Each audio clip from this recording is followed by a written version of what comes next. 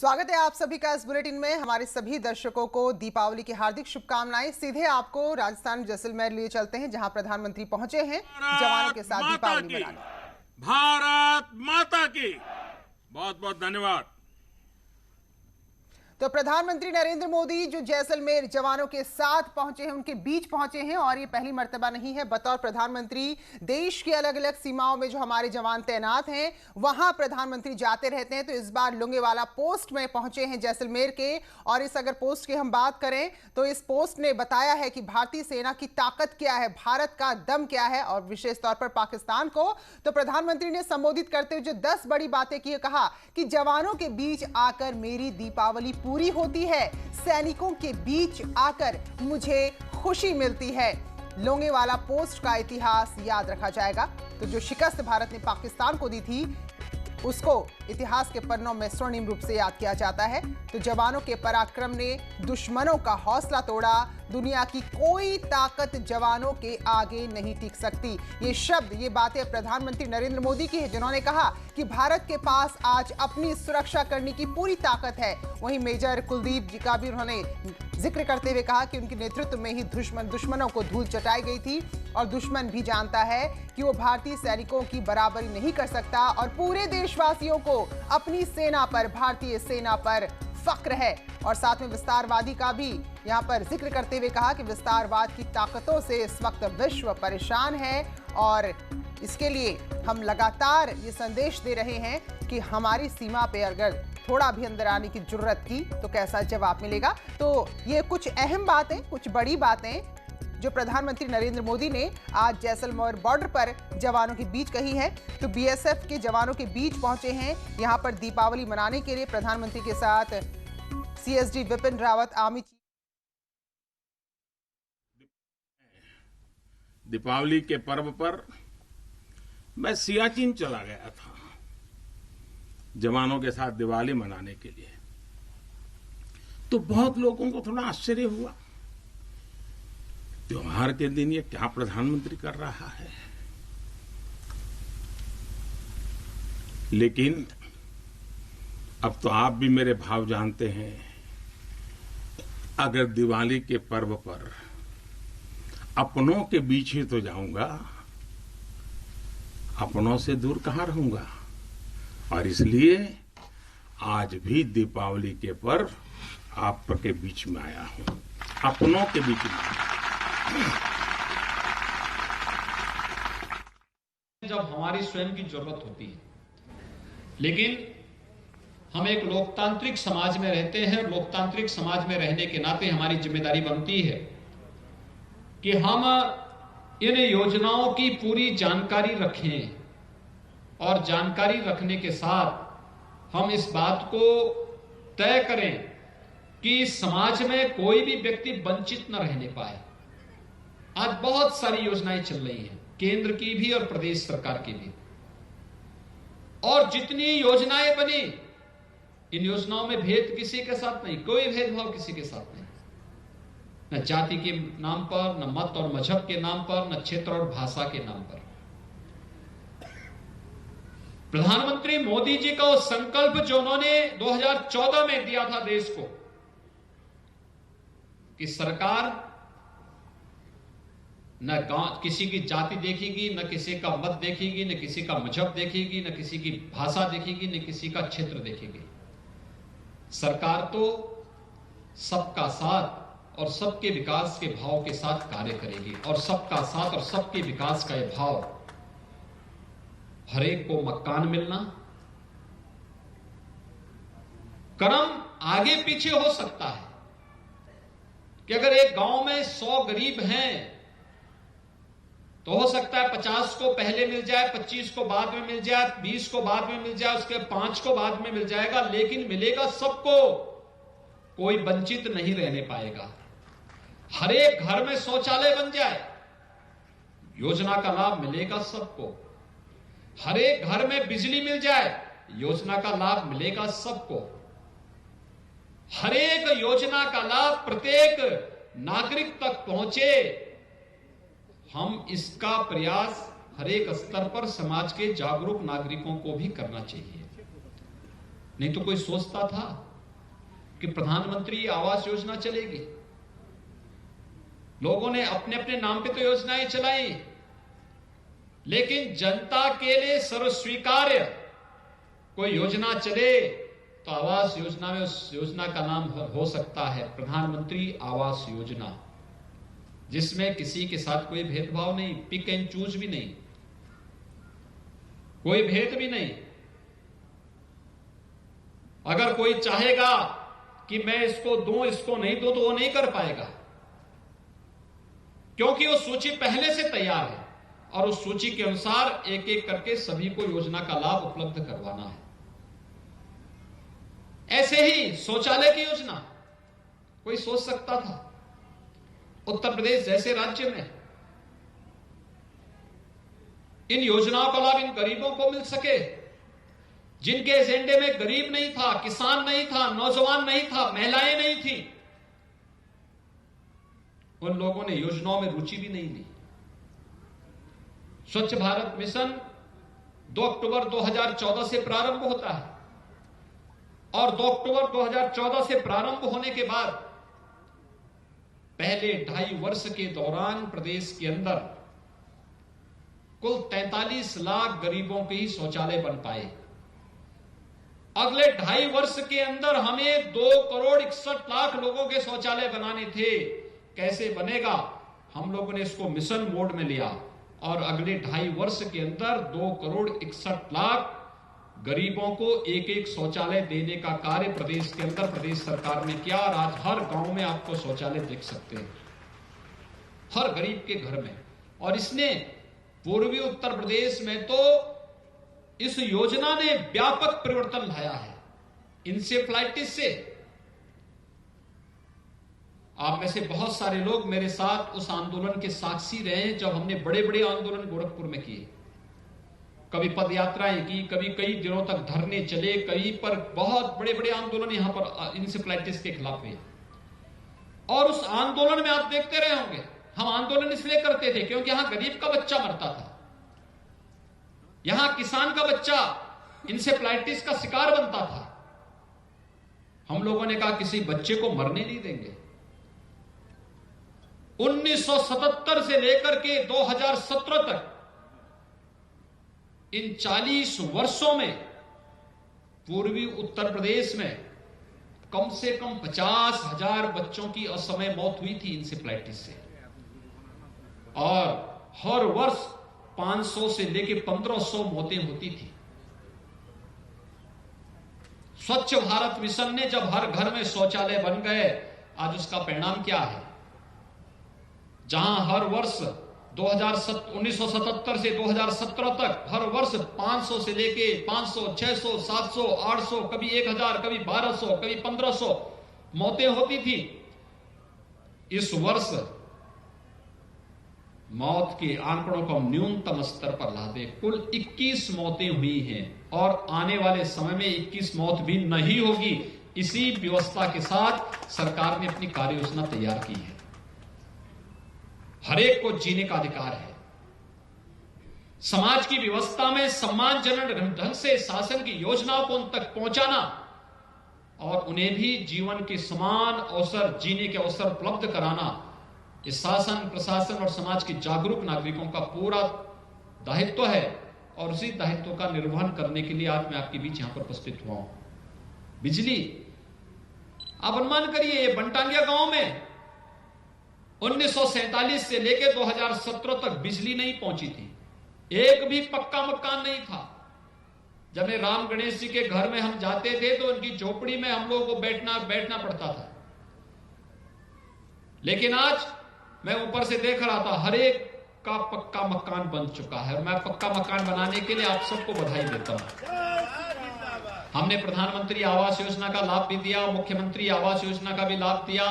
कुछ लोगों ने अपने परिश्रम और अपने पुरुषार्थ से भी अपना मकान बनाया, बच्चों को स्कूल भेजना प्रारंभ कर दिया।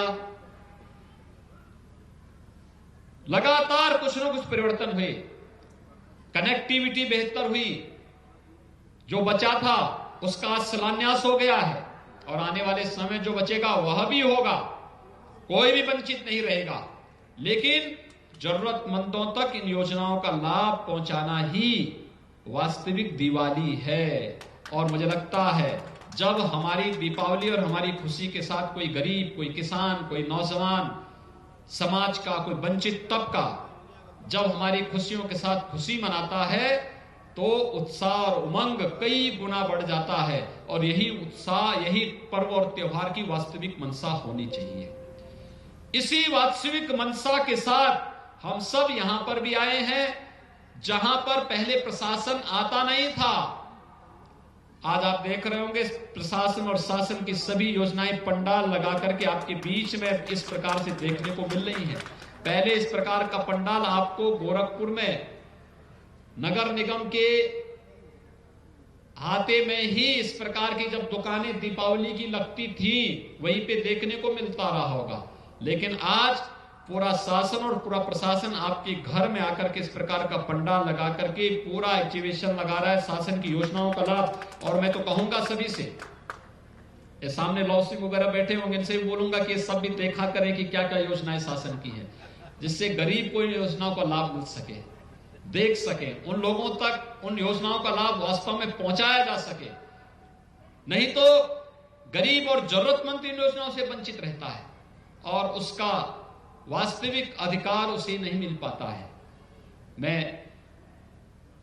अपने दोनों विधायकों को हृदय से धन्यवाद दूंगा कि उन्होंने विकास में रुचि ली। पिपराइच के विधायक महेंद्र पाल जी ने भी और गोरखपुर ग्रामीण के विधायक श्री विपिन सिंह जी ने भी। और उसका परिणाम है कि एक एक गरीब के पास इन योजनाओं का लाभ पहुंचता हुआ दिखाई दे रहा है।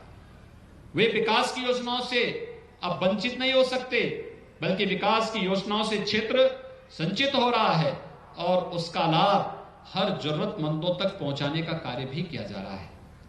यही हमारा कार्य होना चाहिए। मैं तो भयभीत था कि कोरोना है, कोरोना में कैसे कार्यक्रम होगा। मैंने पीके मल जी को, जिला प्रशासन को फोन करके पूछा, मैंने कहा क्या कार्यक्रम हो पाएगा? इन्होंने कहा कि कार्यक्रम की हमारी पूरी तैयारी है, हम लोग सोशल डिस्टेंसिंग का पालन करेंगे, लोग मास्क पहन करके कार्यक्रम में आएंगे, लेकिन कार्यक्रम बनना चाहिए, निरंतर बनना चाहिए। और मैं तो चाहूंगा अपने सभी जनप्रतिनिधियों से भी और अपने समाज के सभी संभ्रांत नागरिकों से भी, जनप्रतिनिधि कोई भी हो, ग्राम प्रधान हो, क्षेत्र पंचायत का हो, ब्लॉक प्रमुख हो, जिला पंचायत का अध्यक्ष हो, पार्षद हो, महापौर हो, विधायक हो, सांसद हो, इन सबसे कि पर्व और त्योहार वो नहीं होते जिन्हें हम केवल व्यक्तिगत रूप से परिवार के बीच में जाकर के उनका आनंद लेते हैं। पर्व और त्योहार की खुशी तब और कई गुना बढ़ जाती है जब हम समाज को उसके साथ जोड़ते हैं, और खासतौर पर गरीब तबका जब हमारे साथ जुड़ता है तो वह गरीब तबके के साथ हम सबका जुड़ाव पर्व और त्योहार के आनंद को कई गुना आगे बढ़ा देता है, कई गुना बढ़ा देता है। और सचमुच आज जब हम दीपावली की दीपोत्सव के कार्यक्रम को मना रहे होंगे तो हमें दो बातों को जरूर ध्यान देना होगा। प्रधानमंत्री मोदी जी ने दो संकल्प देश को दिए। एक, कोरोना के खिलाफ देश की लड़ाई को विजय में बदलना, और इसके लिए हमें 2 गज की दूरी और मास्क जरूरी का पालन करना होगा।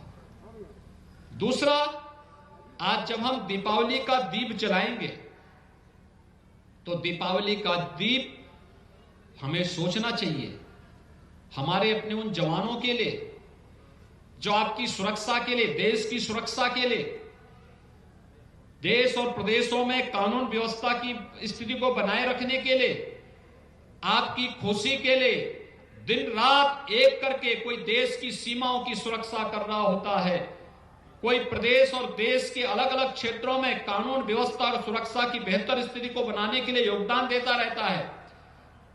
इन सब के नाम पर एक दीप अपने घर में जरूर जलाएंगे और यह कार्य होना चाहिए।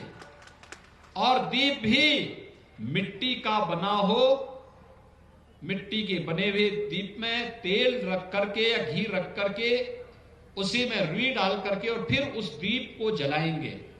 आप देखना, अगर सात्विक भाव के साथ जब हम किसी संकल्प को लेकर के आगे बढ़ते हैं उसका कितना भारी प्रभाव होता है।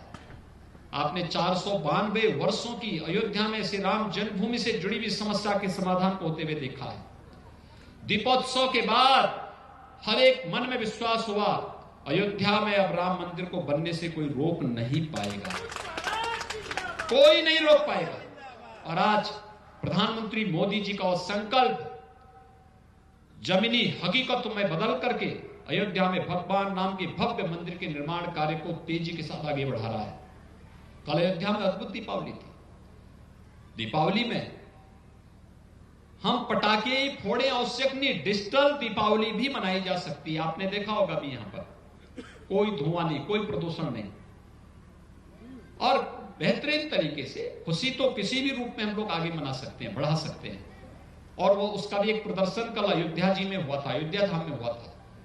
और हमारा इस संकल्प होना चाहिए कि हम लोग आत्मनिर्भर भारत की इस परिकल्पना को साकार करने के लिए कितना बेहतर अवसर था। अभी मुझे मंच पर मल जी ने और राम गणेश जी ने बजरंग बली की एक बड़ी प्रतिमा उपलब्ध कराई। ये टेराकोटा की है, यहीं पे बनी है। आप आश्चर्य करेंगे, कल गोरखपुर के जो टेराकोटा का काम करते हैं ये लोग लखनऊ में एक प्रदर्शनी में गए थे, मुझसे मिलने के लिए आए थे, औरंगाबाद और एकला के लोग। मैंने उनसे पूछा, मैंने कहा बिक्री हुई? औरंगाबाद का एक नौजवान था, टेराकोटा का काम करता है, मूर्ति बनाता है, दीपक बनाता है। उसने कहा कि मेरे 3 दिन में 8 लाख रुपए की मेरी बिक्री हुई है। आप अनुमान कर सकते हैं, ये आत्मनिर्भर भारत का परिणाम है।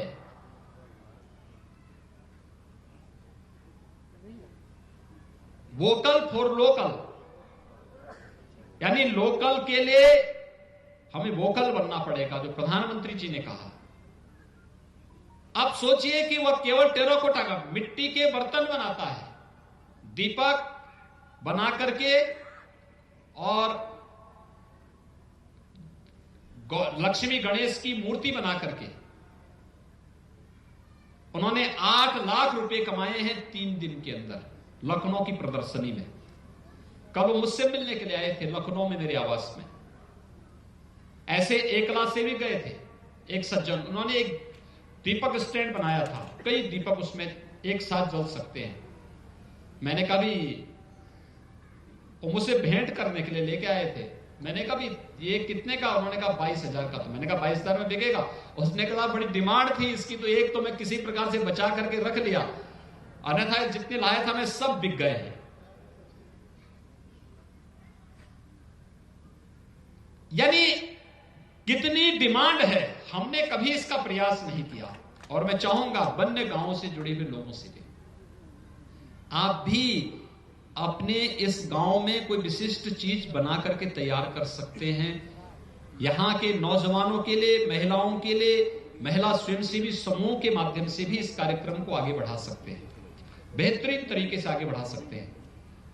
जब एक व्यक्ति आत्मनिर्भर होगा, एक परिवार स्वयं आत्मनिर्भर हो जाएगा, और परिवार आत्मनिर्भर होगा तो समाज भी आत्मनिर्भरता की ओर अग्रसर होगा, और समाज आत्मनिर्भर होगा तो प्रदेश भी और देश भी आत्मनिर्भर होगा। और आत्मनिर्भर भारत की परिकल्पना प्रधानमंत्री जी के यहीं से आगे बढ़ती हुई दुनिया में भारत की धमक को तेजी के साथ आगे बढ़ाने की उस परिकल्पना को साकार करने का वक्त आ चुका है। और इसके लिए मैं चाहूंगा कि हमें स्थानीय उत्पाद को प्रमुखता के साथ खरीदना चाहिए। कोरोना के कारण इस बार चीन की झड़ियां भी नहीं आई, चीन की फुलझड़ी भी नहीं आई, चीन से गौरी गणेश की मूर्ति भी नहीं आई, दीपक भी वहां से नहीं आया। ये सब यही कहीं गौशाला में बनी है, कहीं कुम्हार ने बनाया है, कहीं गांव के लोगों ने स्वयं बनाया है, और उसकी बिक्री के प्रति लोगों के मन में अथाह उत्साह देखने को मिला है। कल अयोध्या में मैंने तो कहा था 5,51,000 दीपक जलेंगे, लेकिन अयोध्या में कल मैंने देखा 6,04,000 से अधिक लोगों ने दीप जलाए हैं अयोध्या में, अकेले अयोध्या में। अयोध्या में राम जी की पेड़ी में, बाकी अयोध्या में मंदिरों में, घरों में जो जला वो अलग है। कितना उत्साह था लोगों में, और ये उत्साह दीपावली के अवसर पर हमारे घरों में दिखना चाहिए। प्रधानमंत्री जी ने कहा है, एक दीपक सैनिक के नाम, अपने बहादुर जवानों के नाम हम सब अपने घरों में जलाएंगे। इस विश्वास के साथ मैं दीपावली की ढेर सारी बधाई और मंगलमय शुभकामनाएं आप सबको देता हूं। जैसे बन्नेगांव, जंगल तिनकोनिया ने, रजई ने और आसपास के जितने भी अन्य गांव हैं, इन लोगों ने जैसे आत्मनिर्भरता के संकल्प को आगे बढ़ाने के साथ अपने आप को जोड़ा है, ऐसे ही अन्य गांवों को भी हम इस दिशा में अग्रसर कर पाएंगे। इस विश्वास के साथ मैं आप सबके प्रति हृदय से दीपावली की अपनी बधाई देता हूं। मैं यहां पर जो कार्यकर्ता गण उन सबसे कहूंगा, हर बच्चे को, बनटांगिया गांव से आए हुए जितनी भी माताएं हैं, बहनें हैं, सबको मिष्ठान वितरण का कार्य जरूर करवाएगा। हर एक को कुछ ना कुछ जरूर दीजिएगा। दीपावली की ये मिठाई उन लोगों तक जरूर पहुंचनी चाहिए। इस विश्वास के साथ आप सबके प्रति मैं हृदय से दीपावली की मंगलमय शुभकामनाएं व्यक्त करते हुए वाणी को विराम देता हूं। धन्यवाद। जय हिंद।